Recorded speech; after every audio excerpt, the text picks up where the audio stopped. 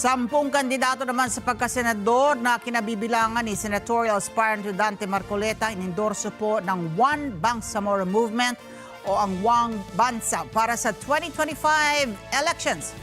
Naniniwala po ang grupo na ang mga kandidatong ito pabor sa ganap na pagpapatupad ng Comprehensive Agreement on the Bangsamoro.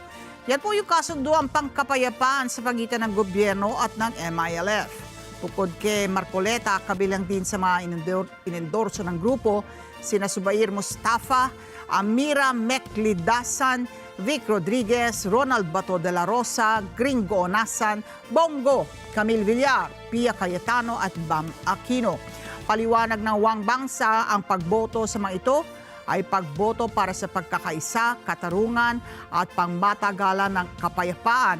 Ayon sa One Bangsa National President Maulana Balangi, higit 3 milyong botante sa BARM ang maaaring magdala ng malaking epekto sa resulta ng halalan.